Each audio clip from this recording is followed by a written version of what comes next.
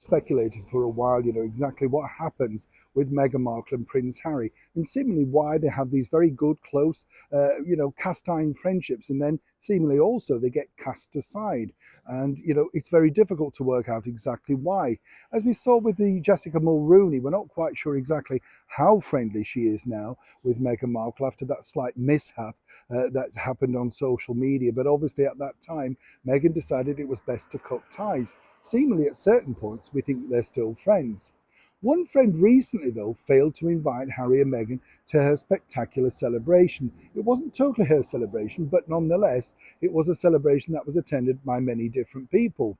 Now, a lot of people are basically saying, well, did they fall out with this billionaire titan of television, Oprah Winfrey? That's right. And what's interesting here when you consider it is that, Oprah Winfrey has been a champion of Harry and Meghan for so long with the Apple TV series, the biggest sort of interest factor on that tell-all interview way back, And when you think about it also, you would have thought that Harry and Meghan wouldn't want to cross such a powerful individual.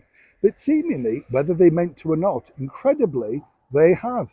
As ever, let me explain. Hi, good morning, Neil Sean here in the very heart of London, and as ever, nice to have your company today.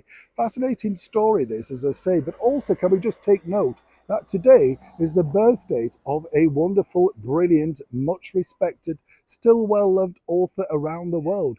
That's right, Charles Dickens. Now, Charles Dickens, to many of us, is just simply one of the best authors, isn't he? He's created so many wonderful books that are still read today, fortunately never being cancelled, David Copperfield and my particular one, Scrooge. I know you're thinking you're just like him, Neil. That's why you don't want to open your wallet.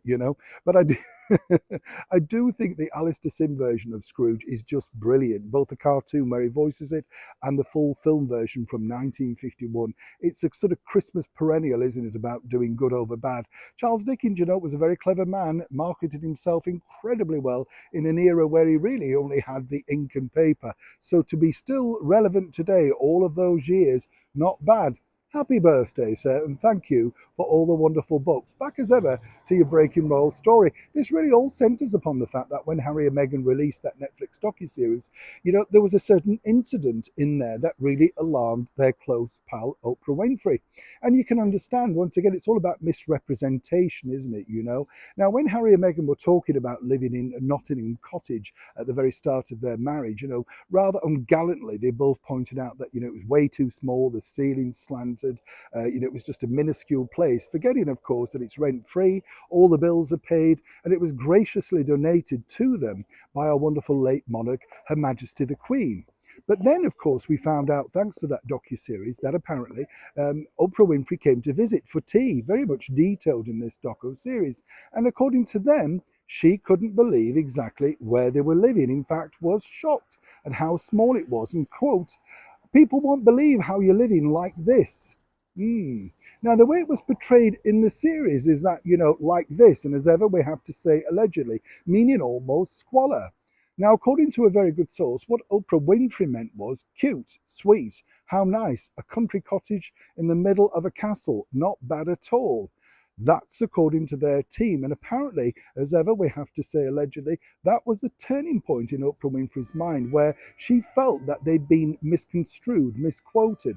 Now, as you can imagine, as I've told you before, difficult times, for Harry and Meghan, because so many US people, famous TV stars, etc., will be coming over to cover the coronation, and they don't want to have these embarrassing moments lingering around, should they ever get, of course, the opportunity to speak, meet, or in fact interview at lower levels of the British monarchy. So you can understand why Oprah Winfrey wanted this cleaned up. And basically, according to that good source, the signal was sent out with the non-invite.